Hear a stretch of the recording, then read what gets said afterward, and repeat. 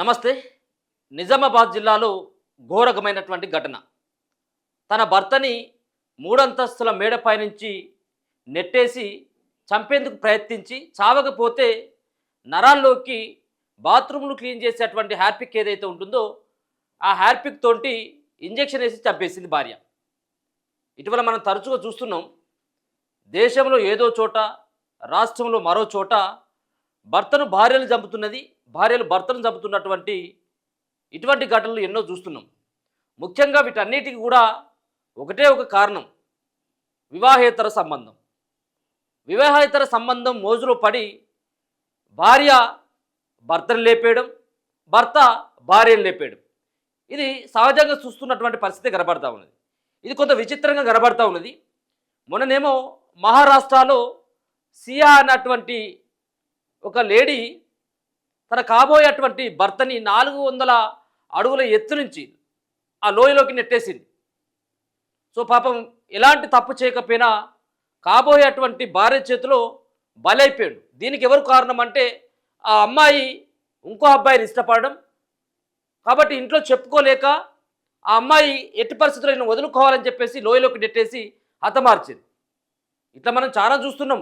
చెప్పుకుంటూ పోతే క్రూరంగా చంపేసినటువంటి ఘటనలు కూడా క్రూరంగా చంపేసింది. అంటే ప్రియుడి మోజులో పడి భర్తని డ్రమ్ములో వేసి సిమెంట్ కప్పేసింది ఒక భార్య.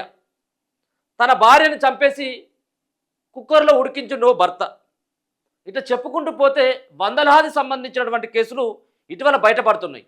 ఈ 1-2 సంవత్సరాలు చూసుకున్నట్టయితే ఈ క్రైమ్ రేటు విపరీతంగా పెరిగిపోయింది.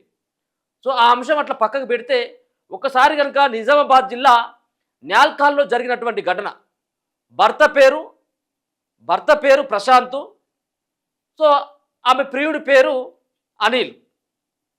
మొత్తానికి భర్త అయినటువంటి ప్రశాంత్ చాలా రోజుల కిందనే వేరే విదేశాలకు వెళ్ళిపోయాడు. గల్ఫ్కు ఏమో వెళ్ళిపోయినట్టుంది, దుబాయ్కి అనుకుంటా వెళ్ళిపోయాడు.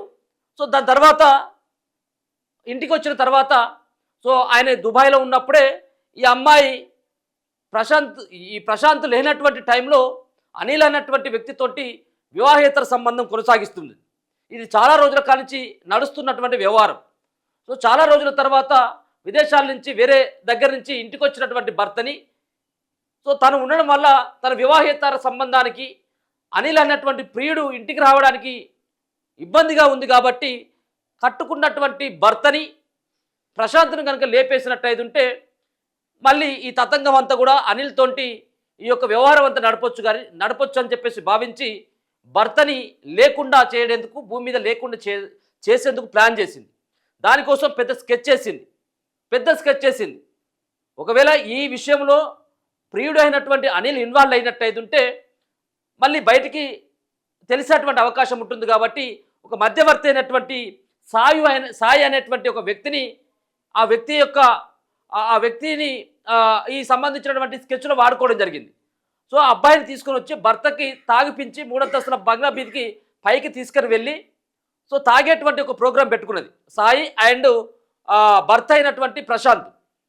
దాని తర్వాత మెల్లగా ఆ సీన్లోకి భార్య సంధ్య ఇన్వాల్వ్ అయిపోయింది. తాగిన తర్వాత మేడపై నుంచి తోసేసింది. ఇద్దరు కలిసి మేడపై నుంచి తోసేసిండు, ఎందుకంటే చంపడానికే తోసేసిండు. సో కింద పడ్డ తర్వాత ఏడ్చుకుంటూ భార్య అయినటువంటి సంధ్య కిందికి వచ్చి చూసేసరికి భర్త బతికే ఉన్నాడు. కాబట్టి ఇదంతా కూడా మళ్ళీ తన మీదకి వస్తుందేమో అన్నటువంటి అనుమానంతో నేరుగా ప్రభుత్వ హాస్పిటల్కి తీసుకుపోయాను. ప్రభుత్వ హాస్పిటల్లో సీరియస్గా ఉన్నాడని చెప్పేసి చెప్పడంతో ప్రైవేట్ హాస్పిటల్కి తీసుకొని పోతే ప్రైవేట్ హాస్పిటల్లో అప్పుడప్పుడే కోలుకుంటున్నటువంటి భర్త, ఒకవేళ కనుక భర్త కనుక బతికి ఉన్నట్టయితే తన యొక్క భాగవతం అంతా బయటపడుతుంది. మేడపై నుంచి ఎవరు నెట్టేసిందని చెప్పేసి బయటికి తెలిసేటువంటి అవకాశం ఉంటుంది. కాబట్టి హాస్పిటల్లో ఎవరు లేనటువంటి టైంలో ఏమి చేసిందంటే ఆ బాత్రూంలో కనపడుతున్నటువంటి బాత్రూమ్లు క్లీన్ చేసేటువంటి హ్యార్పిక్ ఏదైతే ఉంటుందో ఈ హ్యార్పిక్ తీసుకొని వచ్చి మెల్లగా ఎట్లాగో హాస్పిటల్లో ఉన్నాడు కాబట్టి ట్రీట్మెంట్ చేసుకుంటున్నాడు కాబట్టి గ్లూకోజ్ ఎక్కిస్తారు కాబట్టి డాక్టర్లు. సో ఏదైతే గ్లూకోజ్ ఎక్కించేటువంటి ఈ సిరంజిలోనే ఈ గ్లూకోజ్లోనే ఈమె ఈ సంబంధించినటువంటి హ్యార్పిక్ ఈ చేతికి ఎక్కిచ్చేసింది. ఆ సిరంజితోటి భార్య అయినటువంటి సంధ్య భర్త అయినటువంటి ప్రశాంత్కి ఎక్కిచ్చేసింది. సో అప్పుడప్పుడే కోలుకుంటున్నటువంటి ఈ భర్తని అతి క్రూరంగా చంపేసింది. ఏం తెలియనట్టుగానే ఓ నాటకం ఆడింది. మొత్తానికి ఆ చనిపోయిన తర్వాత కొంత అనుమానం ఆ సంబంధించిన ప్రశాంత్ కుటుంబ సభ్యులు అనుమానం వ్యక్తం చేయడం, మరో పక్కన భర్త వచ్చిన తర్వాత అతి కొద్ది రోజుల్లోనే బేడ బిగించి ఎట్లా పడతాడు అన్నటువంటి కోణంలో కొంతమంది పైన అనుమానం ఉందని చెప్పేసి పోలీసులకు కంప్లైంట్ చేయడంతో అసలైనటువంటి రంకుపాగోతం అంతా బయటపడ్డది. సో దీనికి ప్రధానమైనటువంటి కారణం అనిల్ అన్నటువంటి వ్యక్తితో వివాహేతర సంబంధం పెట్టుకున్నది కాబట్టి, సో దీన్ని అడ్డు తొలగించుకునేందుకు భర్త అయినటువంటి ఆ ప్రశాంత్ని లేకుండా చేసేందుకు ఆమె మరో సాయు అయినటువంటి వ్యక్తితోటి ప్లాన్ చేసి ఈ విధమైనటువంటి మర్డర్స్కి చేసింది. మొత్తానికి భర్తను బలి చేసిందని చెప్పేసి పోలీసుల విచారణ తేలింది. ఇప్పుడు ఏం చేస్తా ఉన్నారు, ఇప్పుడు ఊచలు లెక్క పెట్టినటువంటి ఆ పరిస్థితికి వచ్చింది.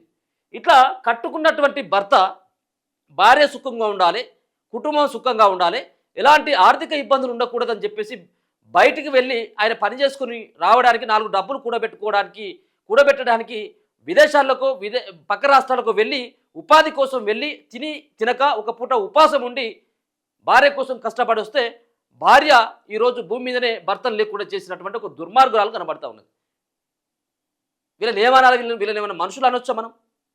అగ్నికి సాక్షిగా ప్రమాణం చేసి జీవితాంతం తోడుగా ఉంటాను, సో భర్త కష్టాల్లో సుఖాల్లో భార్య కష్టాల్లో సుఖాల్లో కూడా మేము తోడుగా ఉంటామని చెప్పేసి అగ్ని సాక్షిగా ప్రమాణం చేసి మరి ఒకటైనటువంటి ఈ సంబంధించినటువంటి భార్య భర్తలు సో ఇట్లాంటి అనుమానాలు పెంచుకొని మరో పక్కన వేరే వాళ్ళతో వివాహేతర సంబంధం పెట్టుకొని ఇట్లాంటి క్రూరత్వమైనటువంటి మర్డర్లకు ప్లాన్ చేస్తూ ఉన్నారు.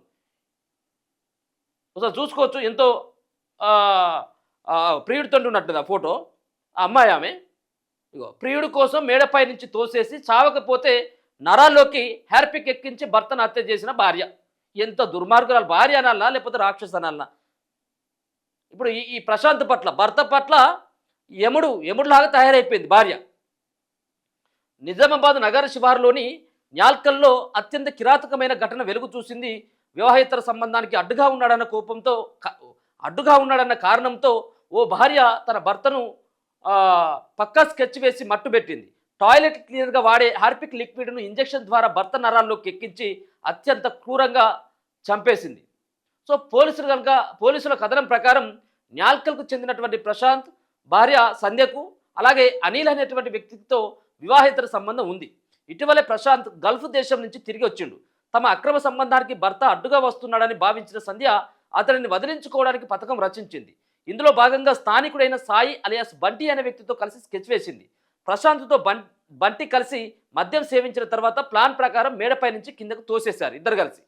తీవ్ర గాయాలైన ప్రశాంత్ను ఏమి తెలియనట్లు మొదట ప్రభుత్వ ఆసుపత్రికి, ఆ తర్వాత మెరుగైన వైద్యం కోసం ఓ ప్రైవేట్ ఆసుపత్రికి తరలించారు. అయితే ఆసుపత్రిలో చికిత్స పొందుతున్న సమయంలో సంధ్య తన క్రూరత్వాన్ని వీడలేదు. ఎవరు లేని సమయం చూసి టాయిలెట్ క్లీనర్ హార్పిక్ లిక్విడ్ను సిరంజి ద్వారా భర్త ప్రశాంత్ నరాల్లోకి ఎక్కించి ప్రాణాలు తీసింది. మొదట ప్రమాదంగా భావించిన ఈ కేసులో పోలీసుల విచారణలో అసలు నిజాలు బయటపడ్డాయి. నిందితుడు వెంకట సాయి అలియాస్ బంటి పోలీసుల ఎదుట నోరు విప్పడంతో ఈ ఘోర హత్య ఉదాంతం వెలుగులోకి వచ్చింది. భార్య సంధ్యతో పాటు ఈ హత్యకు సహకరించిన 3 నిందితులపై పోలీసులు కేసు నమోదు చేసి వాళ్ళపైన ఇంకా ఎంక్వైరీ చేస్తూ ఉన్నారు. ఇక ఎంక్వైరీ చేసేది ఏమీ లేదు. వీళ్ళిద్దరు కూడా ఎవడెవడైతే ఈ హత్యలో పాల్గొన్నా వాళ్ళందరికీ కూడా ఇమీడియట్గా ఎన్కౌంటర్ అనేది చేయాలి, లేకపోతే బహిరంగంగా ఉరి తీయాలి. ఏమీ పాపం తెలియనటువంటి పాపం ప్రశాంత్ గల్ఫ్కు వెళ్ళి, గల్ఫ్ అంటే మనకు అందరికీ తెలుసు ఎట్లాంటి కష్టాలు ఉంటాయో, సో మళ్ళీ భార్య కుటుంబం సుఖంగా ఉండాలని చెప్పేసి భావించినటువంటి భర్తని ఇలా ఇంత క్రూరత్వంగా ఇంజక్షన్లు వేసి మేడపై నుంచి నెట్టేసి సావకపోతే దాగుకారకు తీసుకుపోయి అప్పుడప్పుడే కోలుకుంటున్నటువంటి భర్తని ఈమె ఏమనాలో చెప్పండి?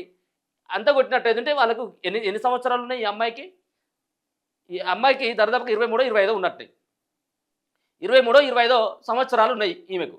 23-25 సంవత్సరాలకే ఇంత క్రూరంగా ఆలోచించి కట్టుకున్నటువంటి భర్తని మొత్తం కడతీర్చేటువంటి ఈ స్థితి ఎందుకు వచ్చింది? పైసలు లేకనో, లేకపోతే కుటుంబం వెళ్ళకపోతేనో, లేకపోతే భర్త రోజు వచ్చి తాగొచ్చి కొడుతున్నాడు అన్నటువంటి కారణాలు కూడా కావు కదా, హింసిస్తున్నాడు అన్నటువంటి కారణం కూడా కాదు కదా. నీ బాగు కోసం, నీ కుటుంబం బాగు కోసం ఆయన వెళ్ళి 4 రాళ్ళు వెనకేసుకొని రావాలన్నటువంటి ఒక ప్రయత్నం చేసి మొత్తానికి నీ చేతిలో బలైపోయాడు. నిన్ను కట్టుకున్నటువంటి కర్మకి భర్తను బలి చేసింది దుర్మార్గురాలు ప్రియుడి మోజులో పడి వివాహేతర సంబంధానికి అడ్డుగా వస్తున్నాడు అని చెప్పేసి చూస్తూనే ఉండండి మన తొలి వెలుగు.